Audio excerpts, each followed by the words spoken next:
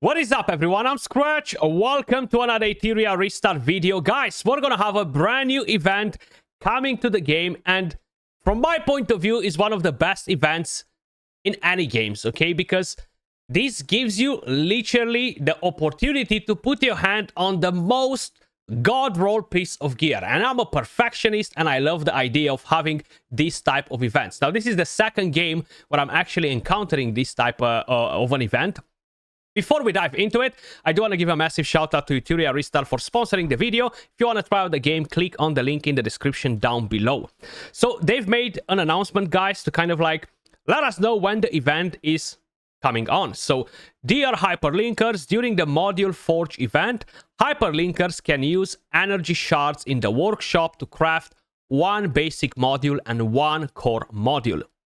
The event duration is going to be the 21st of August all the way to the 28th. So you have basically 1 full week to get the event done and forge the god roll piece of gear that you need on your account. We're going to talk about what we should forge, and I'm going to explain you how this will work based on what info we have from the developers.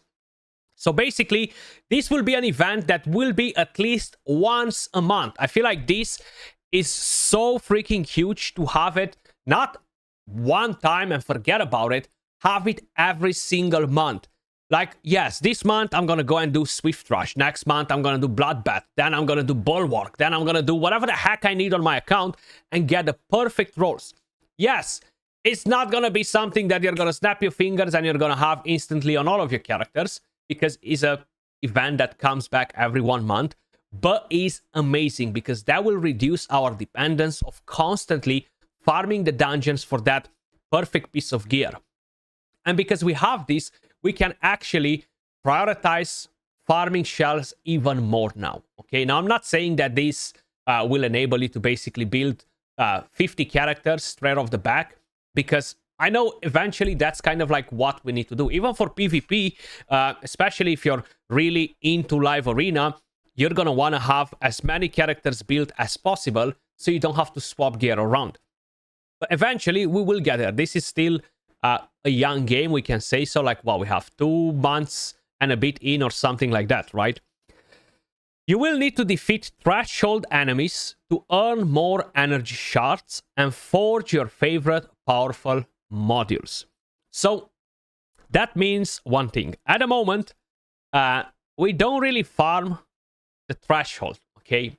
At least I don't. I do it during the 2x events. Then I'm just focused on the Green Pursuit.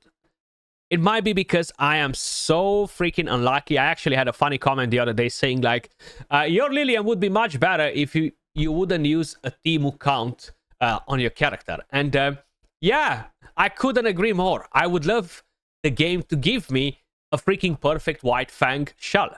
But even though I dumped tens of thousands of stamina into that dungeon, I still do not have it. And I'm not even over exaggerating with the amount of stamina that I've spent in there, okay? But let's quickly talk a bit about the thresholds. So we're going to have to farm the thresholds during this event, which is not going to be during a 2x event on gear, to get the materials that we need. Which means that most likely for the entire 1 week, we're going to have to do these dungeons, which is not necessarily a problem. I do like to do it during the 2x more, but hey, if we have to do it for an event that gives us god roll gear, heck, I will do it with no second thoughts. So that's how we're going to acquire the currency for the event, right? This system will be released to the players as an event that will routinely occur at least once per month. So that is perfect. Now, if we're going to have a look right here, basically we can actually have even more info about it. So this is how the event will look like.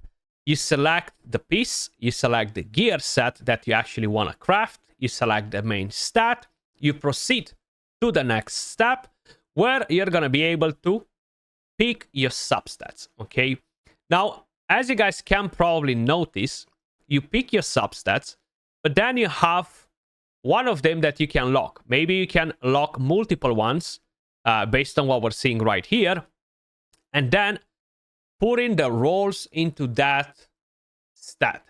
I am very, very, very curious if we're going to have the option of getting a penta speed. Can we do that? Or once we are rolling the gear, is going to be an RNG fest with it. If it's going to be an RNG fest with all that, probably I'm not as excited for the event as I might be right now, because that means that, hey, I cannot get that god roll piece that I've been promised, right? I can get the right stats and substats on it, but the rolls will still go randomly into God knows what. Now, I do see the option of having a lock right here. So we lock the attack bonus, while the other stats actually increase, as you guys can probably notice, right? So the lock bonus won't get rolled onto. And we have the same thing right here. Now, this is a bit different because you have locked the speed. I think you can only lock one stat that you do not want to invest in, and the rolls will be random on the other three. It's still good. Not the perfect god roll piece that I'm dreaming of, but I guess it's still good, right?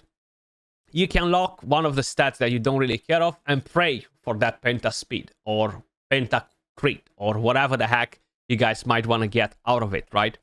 But to reconfigure it, it will cost 200 of these materials, assuming they are not changing all this stuff, right? So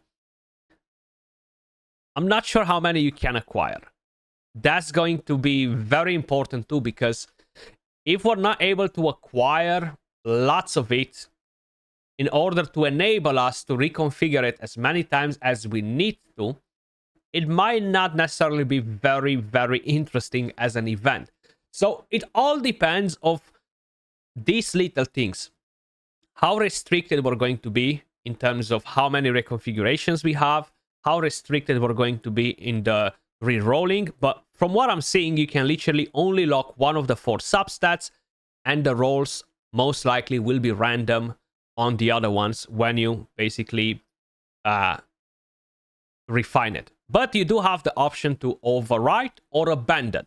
So it's all about how much of this currency you're getting, because you can constantly re-roll till you might hit that penra on speed, right? What should we prioritize? So most likely everybody cares about speed. Yes, we are in a bruiser meta. The meta's changed to tend to change pretty often. They already announced it in this post that they are looking at how they can make changes to it because they're not very happy with the current meta. And I think speed is still going to be king, like in any other game. And yes, probably my first piece will be to try and go for an accuracy piece with as much speed as possible on the substat. That's what I'll be aiming for on the first piece. Now, you can do 2 different pieces, right? You can do one of the cores and you can do one of the other pieces as well. So 2 different ones. And yeah, I'm gonna aim for speed on every single one of them. I still don't have penta hack. I think I have 1 quad, if I'm not mistaken, on speed. Maybe I have more than that, and I don't remember it, but I think this is one of them. Yeah. And I have another one right here. So the highest I have is 12. So I need a penta. I need that penta on it, right? So that's what I'll be aiming for. But we're gonna see if that's something that will happen or not. That's my priority. Then, of course, you have the Bulwark set, which is very, very important. You have the Bloodbath set, which is very important. I'm not sure how important will be in future metas based on whatever changes they are doing. But I feel like for me, these are the 3 sets that I will be prioritizing. In terms of PvE, I do not need faster characters. I don't really care about getting them tankier or anything like that. The only thing that I care about for PvE and PvP is getting better shells. But I do care about getting much better gear for PvP. So that's why that's what I'll be trying to do in terms of the new event. Let me know your thoughts in the comments down below. Would you love to have the option of re-rolling as many times as possible to try and get that perfect roll? or you're not too bothered about it as long as you can get a good piece of gear, regardless if it's gonna be a penta, a quad, a triple roll, or one on each. Much love, appreciate all of you guys watching, and I will catch you all in the next one. Peace.